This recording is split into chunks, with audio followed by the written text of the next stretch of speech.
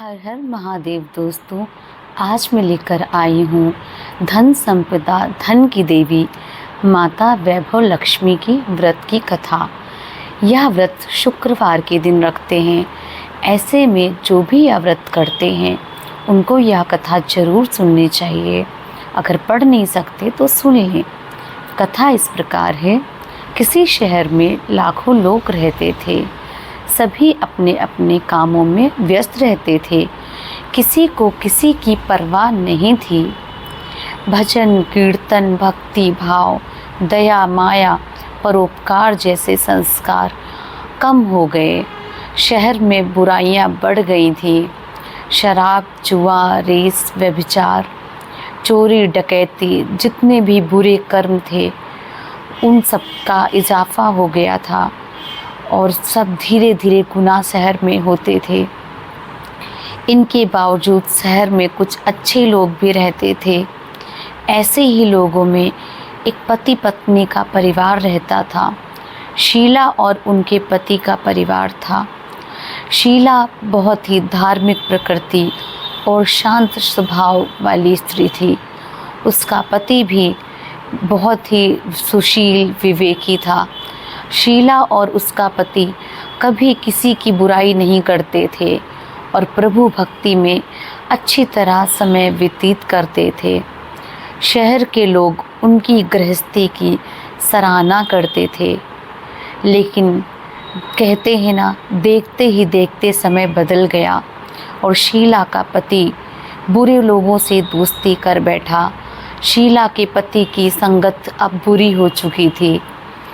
जल्द ही शीला का पति करोड़पति बनने के ख्वाब देखने लगा। इसलिए वह करोड़पति बनने के लिए गलत रास्ते पर चल पड़ा। उसकी हालत रास्ते पर भटकते भिखारी जैसी हो गई थी, क्योंकि गलत संगत की वजह से दोस्तों के साथ उसे भी शराब की आदत हो गई। इस प्रकार धीरे धीरे शीला के पति ने अपना सब कुछ गंवा दिया। साथ ही नशे की हालत में वह शीला को पीटने भी लगा था। शीला को पति के बर्ताव से बहुत ही दुख पहुंचा, किंतु वह भगवान पर भरोसा कर सब कुछ सहने लगी और शीला अपना अधिकांश समय प्रभु की भक्ति में बिताने लगी थी। अचानक एक दिन दोपहर को उनके द्वार पर किसी ने तो दस्तक दी। शीला ने द्वार खोला तो शीला क्या देखती है, सामने एक माँ जी खड़ी थी। एक बुजुर्ग महिला थी। उनके चेहरे पर अलौकिक तेज निखर रहा था। उनकी आँखों में से मानो अमृत बह रहा था। उनका भव्य चेहरा करुणा और प्यार से छलक रहा था। उसको देखते ही शीला के मन में अपार शांति छा गई। शीला के रोम रोम में आनंद छा गया। शीला उन माँ जी को आदर के साथ अपने घर के अंदर ले आई और घर में बिठाने के लिए शीला के पास कुछ नहीं था। अतः शीला ने संकोच कर एक फटी हुई चद्दर पर उनको बिठाया। माँ जी शीला से कहती हैं, क्यों शीला, मुझे पहचाना नहीं? हर शुक्रवार को लक्ष्मी जी के मंदिर में भजन कीर्तन के समय मैं भी वहीं आती हूँ। लेकिन इसके बाद भी शीला को कुछ भी समझ नहीं आता। वह कुछ नहीं समझ पा रही थी। फिर माँ जी बोलती हैं, तुम बहुत दिनों से मंदिर नहीं आई, तो अतः मैं ही तुम्हें देखने के लिए चली आई हूँ। माता जी के अति प्रेम भरे शब्दों से शीला का हृदय पिघल गया। उसकी आँखों में से आंसू आ गए और शीला वहीं पर बिलख बिलख के रोने लगती है। माँ जी ने कहा, बेटी, सुख और दुख तो धूप और छाँव जैसे होते हैं। धैर्य रखो बेटी, मुझे तेरी सारी परेशानियाँ बता दे। माता जी के व्यवहार से शीला को काफ़ी संबल मिलता है और सुख की आस में उसने माता जी को अपनी सारी परेशानियाँ, जितनी व्यथाएं थीं, उन सब की वो कहानी सुनाने लगती है। शीला की कहानी सुनकर माता जी कहती हैं, कर्म की गति बहुत ही न्यारी होती है। हर इंसान को अपने कर्म भुगतने ही पड़ते हैं। इसलिए बेटी, तू चिंता मत कर। अब तू अपने कर्म भुगत चुकी है। अब तुम्हारे सुख के दिन अवश्य आएंगे। और तू तो माँ लक्ष्मी जी की भक्तिन है और माँ लक्ष्मी जी तो प्रेम और करुणा की अवतार हैं।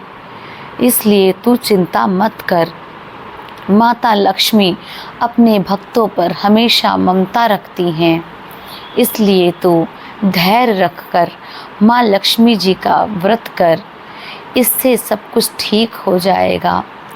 शीला के पूछने पर माता जी ने उसे व्रत की सारी विधि बताई और माता जी शीला से कहती हैं कि बेटी, माँ लक्ष्मी जी का व्रत बहुत ही सरल है। इस व्रत को वरद लक्ष्मी व्रत या वैभव लक्ष्मी व्रत भी कहा जाता है। यह व्रत करने वालों की सभी मनोकामनाएं माता पूर्ण करती हैं और वह व्यक्ति सुख संपत्ति और यश को प्राप्त कर लेता है। माता जी की बात सुनकर शीला आनंदित हो जाती है और शीला ने संकल्प करके आंखें खोली तो क्या देखती है, उसके सामने वहाँ कोई ना था। शीला विस्मित हो गई और देखने लगती है कि जो माँ जी अभी बैठी थी वो कहाँ गई। शीला को तत्काल यह समझने में देर ना लगती है। वह समझ जाती है कि जो माँ जी अभी यहाँ बैठी थी वह कोई और नहीं बल्कि साक्षात माँ लक्ष्मी जी ही थी।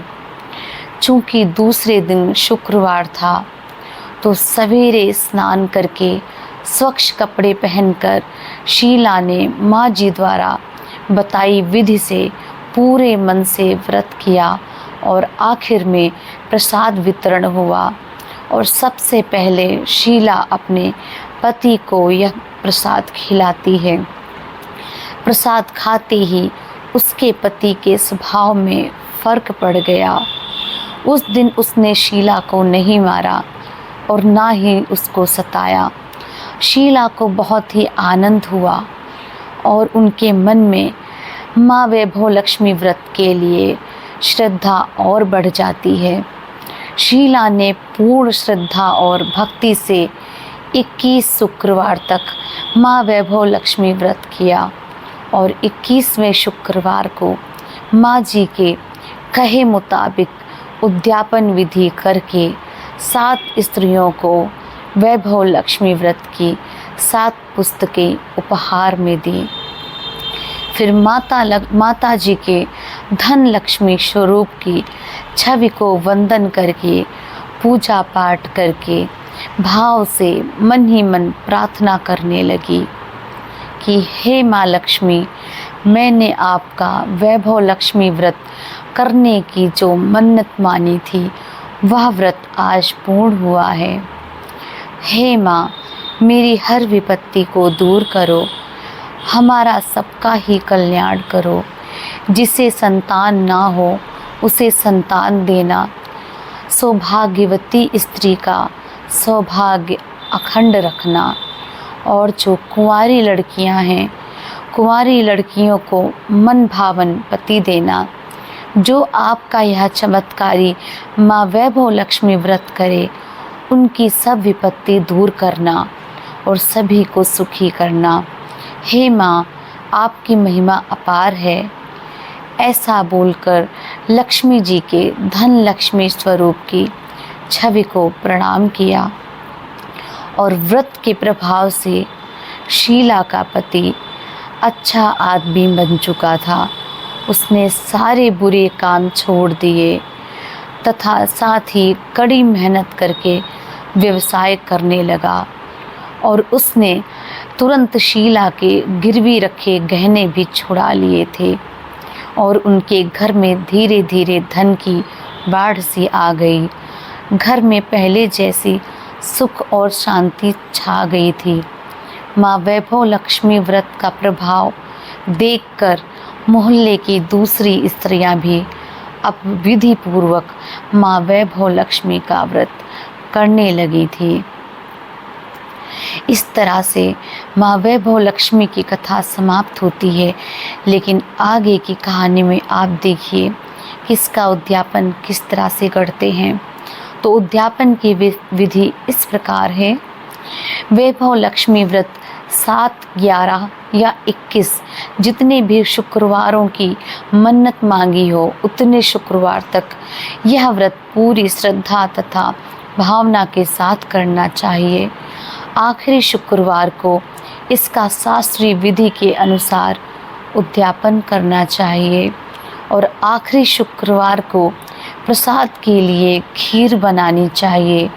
जिस प्रकार हर शुक्रवार को हम पूजन करते हैं वैसे ही करना चाहिए और पूजन के बाद माँ के सामने एक श्रीफल अर्थात नारियल का फल फोड़ना चाहिए और फिर कम से कम 7 कुंवारी कन्याएं या सौभाग्यशाली जिनको सुहागिन स्त्रियां कहते हैं, सुहागिन स्त्रियों को कुमकुम का तिलक लगाकर माँ वैभव लक्ष्मी व्रत कथा की पुस्तक की एक प्रति उपहार में देनी चाहिए।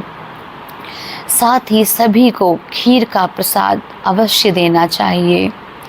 इसके बाद माँ लक्ष्मी जी को श्रद्धा सहित प्रणाम करना चाहिए और इसके बाद माता लक्ष्मी जी के धन लक्ष्मी स्वरूप के चित्र की छवि को वंदन करके उनकी पूजा करके और भक्ति भाव से मन ही मन प्रार्थना करना चाहिए कि हे माँ धन लक्ष्मी, मैंने आपका वैभव लक्ष्मी व्रत करने की मन्नत मानी थी और यह व्रत आज पूर्ण किया है। तो हे माँ, हमारी जो भी मनोकामना आप अपनी मनोकामना जो भी आपने मनोकामना मानी हो वह अपने मन में बोलें और उसको बोलकर यह कहें कि हे माँ, हमारी मनोकामना पूर्ण करें, हमारी हर विपत्ति को दूर करें, हमारा सबका कल्याण करो। जिसे संतान ना हो उसे संतान देना, सौभाग्यवती स्त्री का सौभाग्य अखंड रखना, कुंवारी लड़की को मन भावन पति देना और जो आपका यह चमत्कारी वैभव लक्ष्मी व्रत करे उनकी सब विपत्ति को दूर करना और सभी समाज को सुखी रखना। हे माँ, आपकी महिमा अपार है, आपकी जय हो जय हो। ऐसा बोलकर माँ लक्ष्मी जी के धन लक्ष्मी स्वरूप की छवि को प्रणाम करें। तो इस तरह से आज की कथा यहीं समाप्त होती है। ऐसी सुंदर सुंदर कथाएं सुनने के लिए प्लीज़ मेरे चैनल को सब्सक्राइब कीजिए और कथा पसंद आए तो लाइक कीजिए और अगर आपको कोई सुझाव देना हो तो प्लीज़ कमेंट करिए। तब तक के लिए हर हर महादेव।